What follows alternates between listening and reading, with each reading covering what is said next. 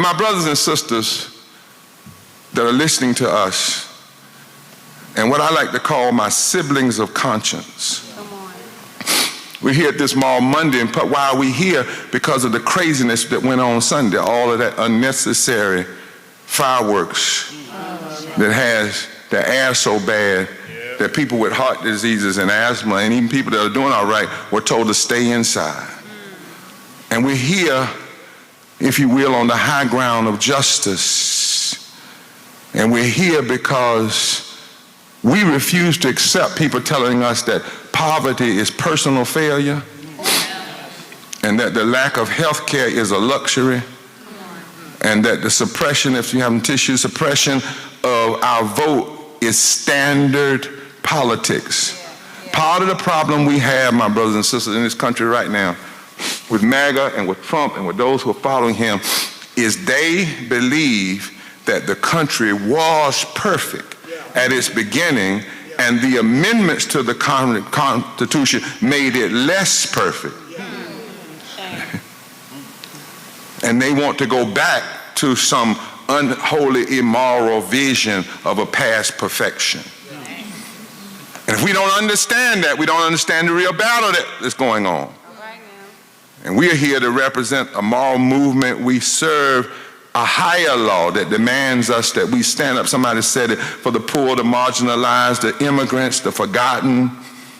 And we've got to look at our nation constantly through this lens of moral truth. And we've got to look at the deep, painful contradictions being played out, particularly in our state capitals, across this country, by those elected in states.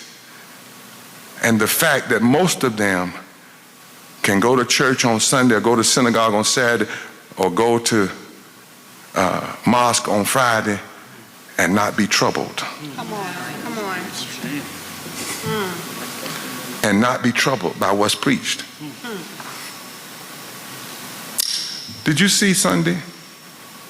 This massive display of wealth, the theater, 850,000 fireworks. Can you believe that, Alvin? Watch this. I like Dr. Jackson. I'd like to read. What happened Sunday was 12,000 times the amount of fireworks that's ever been released in the world. It was a grand spectacle, a flash of light, a loud boom, and then absolute darkness. And here we are at this public pulpit. We had to come inside because of that. And we've got to ask a question. We've got to help this nation ask a question. That's why we're live streaming everywhere. We're trying to get people to talk.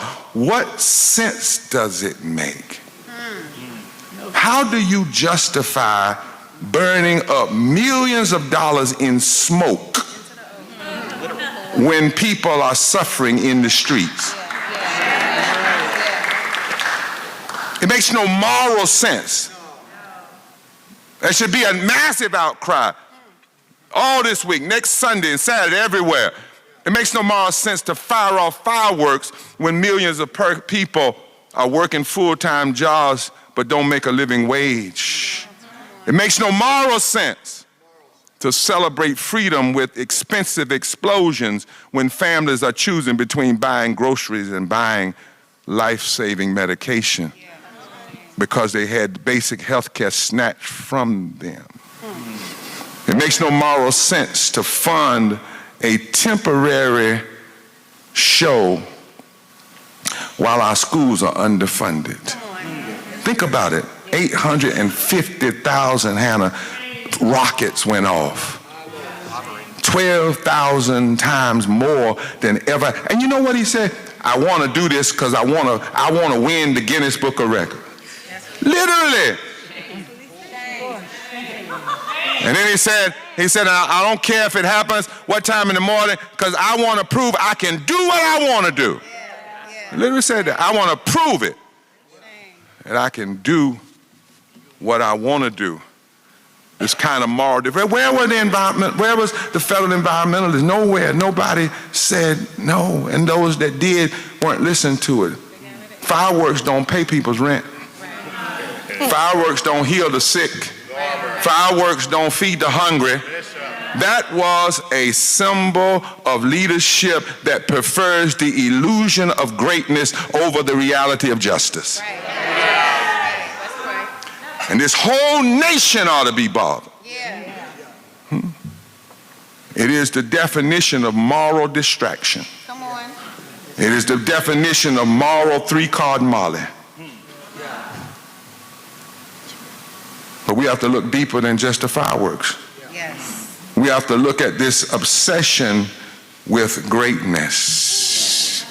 This obsession with greatness. And before we even get there, I heard my brother talking about war, that's how we started here. And it's amazing to me that we have actually, Walter Wink had a book on naming the powers. We have actually now in America fully embraced the Babylonian philosophy of creation and war. Wow. And in the Babylonian philosophy of creation and war, violence is how you get creation. Wow. So the more violent you are, the more creative you are. The more violent you are, the more godly you are. That's actually taught in the myth of creation in Babylonian teaching. When in fact, if you just took 10% of the military budget we have now, you could fix every problem that's been named up here. Come on. But instead, there is this fascination with bigness. Who has the biggest bomb? The constant rhetoric, wanting things to be huge, massive, MAGA. We laugh at that word, but we better stop laughing at it and start unpacking it. All right. Because history warns us that when a leader becomes obsessed with extreme size and grand spectacles and projecting absolute dominance, it is a psychological and political red flag that the historians call megalomania. Megalomania. It is a delusion of grandeur and omnipotence. It is an attack on divinity. It means you've got somebody playing God. That part. It's one of the things that I was with some social ethicists in Germany, and we were talking about this because we've seen this spirit before. History tells us that Adolf Hitler and his chief architect, Albert Speer, were consumed by this exact same obsession. They didn't build for the well-being of the people. They built to feed an ego and project totalitarian project. And here's how it went. They said, we're going to develop what they call a grand design to completely flatten Berlin and rebuild it into a supreme global capital that outshined the world. Then they said, Hitler and his builder, we're going to build a great hall. That hall was to be a monstrous dome building meant to hold 180,000 people. It was designed to be unnaturally gigantic. The engineers estimated that the breath of the trapped crowd would literally create indoor rain clouds. Megalomania. This is they built the Boulevard of Splendors. The Boulevard of Splendors was to be a massive 120-meter wide avenue designed purely for military parades to showcase raw, unchecked force. Now watch this. Why? Why did they do this? History tells us two terrifying reasons. Number one, they kept saying MAGA and kept building that way because they wanted to have intimidation over humanity. Yeah. Y'all hear me now? Nazi infrastructure was explicitly designed to dwarf the individual. Hitler wanted any human being standing in those spaces to feel completely insignificant, powerless, and crushed, and to believe that they could do nothing to stop it. Wow. This ballroom stuff, going to Mount Rushmore, is not jokey. It's not a joke. Right. It's not a joke. The goal of all of this, the goal of releasing 850,000 rockets, just doing what I want to do, is to make people feel more insignificant and to believe they have no power. The second thing is it was built on what they call ruin value. Hitler didn't care about living conditions of the citizens of his day. He ordered buildings to be constructed out of stone and granite so that when the empire eventually failed, all megalomaniacs know that their empire is not going to last. So they build so that when it eventually failed, thousands of years later, the ruins would still look majestic. So he prioritized the legacy of his name over the concern of his people. Sound familiar? Huh?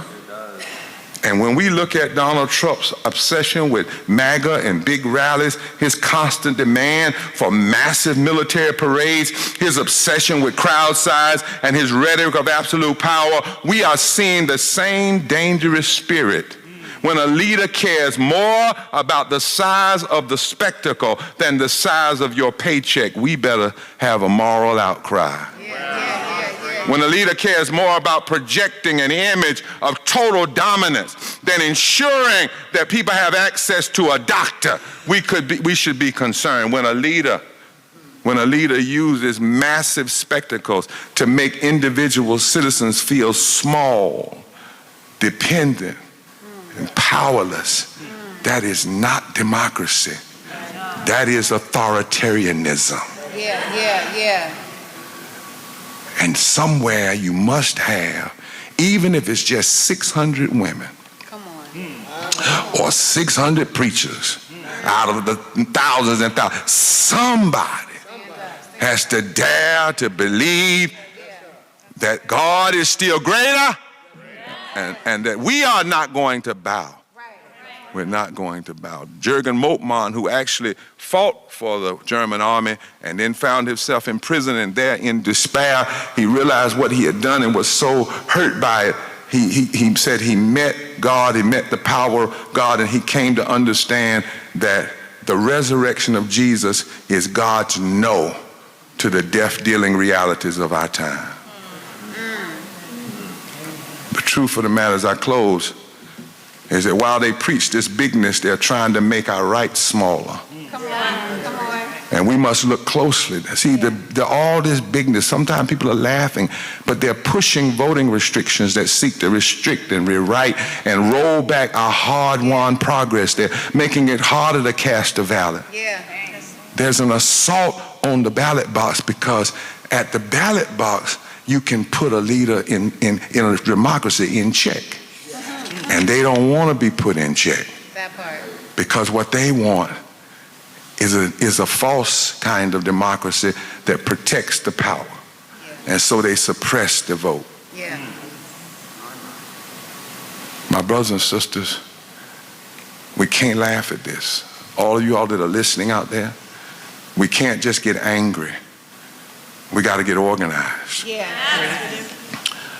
And as I shared with you, one of the greatest lessons that I learned from the trip there is that how many people said they wish they had spoke up in 1880 because 1940 may have never happened.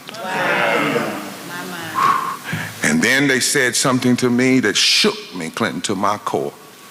They said, what you see now is the preview. Come on. Wow. It is the test to see just how far. It is the saying of see. They said, what you see now ain't even the worst. Y'all got your eye on Trump. And you're talking so much about Trump. You don't even talk about vision, which is the goal of a megalomaniac, is to make you so consumed with their nightmare that you don't ever lift up your vision. And the first step we need is a vision vote. Not just a vote this year. deep voter education, voter mobilization, march to the poll. That's about our vision. We've got to enlarge. You know, in the Bible it says, oh, magnify the Lord with me. We've got to magnify justice. And magnify righteousness, and magnify living wages, and magnify health care, and magnify caring for the immigrants, and magnify lifting up. We've got to magnify what ought to really matter in a democracy. And then we've got to remember that 850,000 fireworks may light up the sky for an hour. And dictators, Hannah, may try to build massive movements to their own egos. But the ground eventually rejects them. Do you know that every one of Hitler's massive structures sunk in the mud? The ground rejected them. You know that train track that I told you I went to? In that train track, if you look down to your left, the trees started rebelling. And the trees have grown up now in the tracks as if to say never again. Never again. And if the ground rebels and the trees rebel, then certainly human beings ought to rebel and say no. So we can't keep looking at their distractions in the sky. We got to look at our sisters and brothers standing around. Look at your sister, brother right by your side and say, it's time to light it up.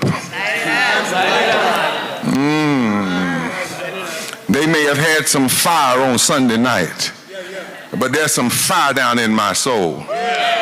And we need the fire of justice and light it up. We need the fire of voting rights and light it up.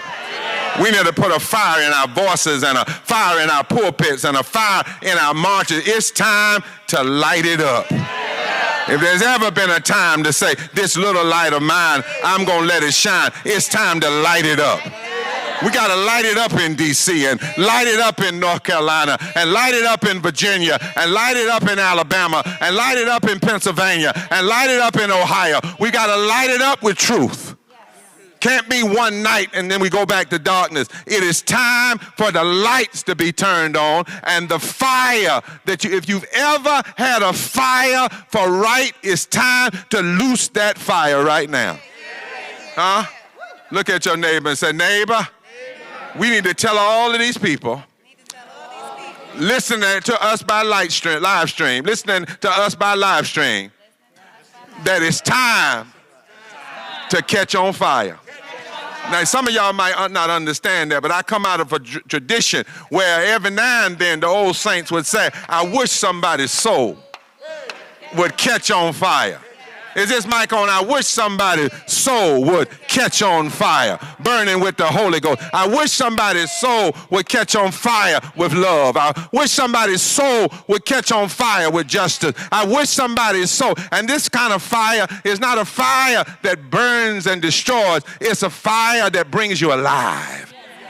It's a fire that won't let you bow down to injustice. It's a fire that'll move you even when you don't even know what to do. It's a fire that'll keep you going. I heard the prophet Jeremiah say, it's just like fire shut up in my bones. And this is the moment we're in. Could it be, brothers and sisters, that we have the chance to stop what's coming? I've been thinking about that. I thought about that on the plane all the way back, Hannah. What if these moral Mondays are like those 600 women? That our goal here is to give the nation an example and pray that people will accept it. Pray that people will stand up now, because history is not finished, it's unfolding. And the question is, which fire will we light in the unfolding? Will we be on the side of the fire of injustice and on the fires of wrong and on the fires of hate and the fires of ugliness and the fires of racism and the fires of homophobia?